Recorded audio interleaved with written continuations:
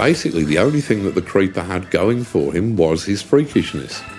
He just used to sort of jump around in a yellow and green and red garish costume laughing. And this seemed to be his major superpower, that he could laugh at will. While other publishers allowed Steve to create odder and odder characters in the hope that he would lay another golden egg, Marvel went on to enjoy monumental success on the back of Spider-Man, not only from the comics, but more importantly, the licensing of films, games and toys. Doctor Strange, look, you see, and even there, even after this time, in the background there, that Marvel Masterwork pin-up is a Steve Ditko. So this is a toy now in the year 2007. Maybe this was from 2 years ago or something. And it's a clearly Ditko influenced design and artwork. And look, does he get his name on anywhere? No. That's not fair. More often than not, the writer, in the case of both Spider-Man and Doctor Strange, that writer was Stan Lee, who was also Marvel Comics editor-in-chief at the time, received more or less full credit for the characters. But recently, fans have come to realise that things weren't that simple. If his only contribution to Spider-Man's world had been the costume, then Ditko deserved the credit, but it was much more than that. In fact, in the case of Doctor Strange, it was everything. There does exist a hardcover anthology of Steve Ditko called Marvel Visionaries Steve Ditko, and in the introduction it prints a postcard that Stan Lee had sent me, which I gave to the comic reader, saying that we've got a 5-page filler coming up in Strange Tales. Nothing great, but we might be able to do something with him. It's by Steve Ditko. It's called Doctor Strange. 'Twas his idea. 'Twas Steve's idea. That's a quote. And Marvel have even printed it. So we now know for sure that that was Steve's idea. I mean, Steve Ditko, as far as I understood it, has lived in some very reduced circumstances throughout his life. When Marvel have been raking in money hand over fist with characters that he created or co-created, but which essentially, in my heart, were Steve Ditko creations.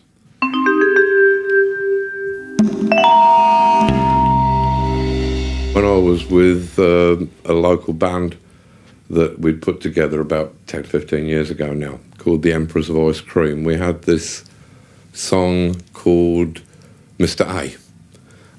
It was the main chorus was a shameless rip-off of Sister Ray by the Velvet Underground. But the verses, I thought they were quite memorable. Would you like me to give you would we? A performance, Come Jonathan? on, let's have this. This is gold. He had one room above a thrift store.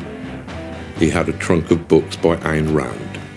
He was short-sighted and reclusive, resisting pleas to take his photograph. He drew a superhero comic. He saw the world in terms of black and white. He said a day's work for a day's pay. That is our one and only right. He takes a card and shades one half of it in dark so he can demonstrate to you just what he means. He says there's black and there is white, and there is wrong and there is right, and there is nothing in between. That's what Mr. A said. In trying to uncover the facts in this strange case of Steve Ditko, master of the comic arts, one other name occurs again and again. Stan Lee, or Stan the Man, is his credit on some of the most successful and influential comics in the history of the medium read. For many years, he was considered the sole creator of such fabulous and lucrative characters as the Hulk, the X-Men, the Fantastic Four, Iron Man, and of course, the Amazing Spider-Man. Now, Stan himself did very little to clarify or correct that assumption, and it's only comparatively recently that his co-creators have got anything like the credit they so clearly deserve. To be fair, Stan's always been a showman, and he's even gone on record to jokingly remark that he'll happily take any credit that isn't nailed down. But I'm still intrigued to find out what he remembers about the early days, and whether or not he believes that Steve Ditko deserves to receive that credit as the co-creator of Spider-Man. We've just landed at the film star's own terminal, Los Angeles Airport. It's a new world we've arrived in, and surprisingly not an expensive one, because the fabulous sunshine and the fabulous sights, at least, are completely free. Just study life at street level, California style, where the whole flavor of the place hits you in the eye as you drive into town.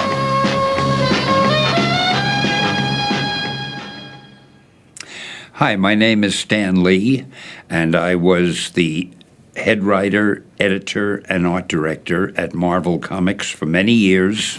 I thought up the Fantastic Four, and it did well. So we did another book called The Hulk, and then we did Spider-Man and the X-Men, and on and on. And of course, on the seventh day, I rested. Now, it would be easy to make Stan Lee out to be the villain of the piece, but I can't bring myself to do that, not least because it would be unfair. He co-created all of these characters. He wrote some of the greatest Marvel comic books of all time, and the fact that he takes the credit for doing so is absolutely right. I just wish that he would share it out with the guys he worked with a little more. Steve and I worked beautifully together. I think, as far as I was concerned, he was the perfect collaborator. His artwork was superb. His story sense was brilliant. His continuity, he drew things you thought you were watching a motion picture from panel to panel. I mean, he was a joy and a delight to work with. I was heartbroken when Steve finally stopped working with us. In the very beginning, I would come up with a rather detailed plot, tell Steve what it was. He would draw the strip any way he wanted. I didn't give him a complete script. He'd add a lot of things that I hadn't even thought of.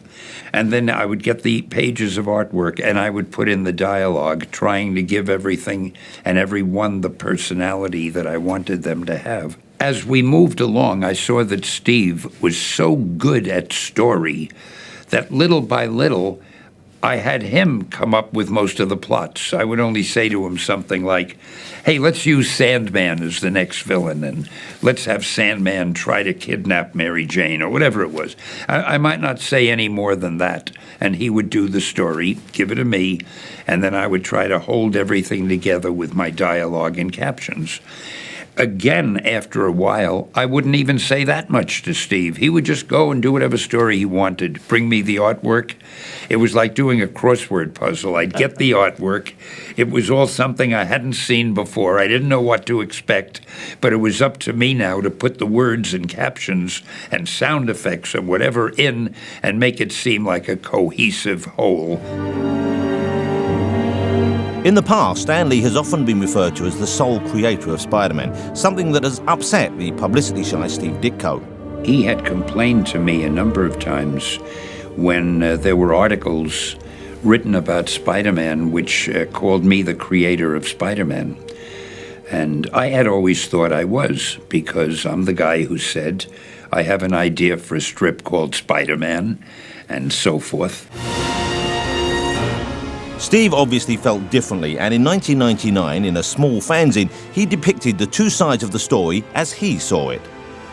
This is his only known response to the claims that Spider-Man was solely Stan Lee's creation. Steve had said, having an idea is nothing, because until it becomes a physical thing, it's just an idea. And he said it took him to draw the strip and to give it life, so to speak, or to make it actually something tangible. Otherwise, all I had was an idea. So I said to him, well, I think the person with the idea is the person who creates it.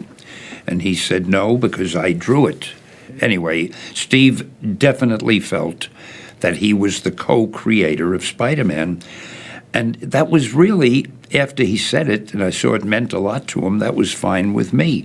So I said, fine, I'll tell everybody you're the co-creator. That didn't quite satisfy him, so I sent him a letter. I put it in writing.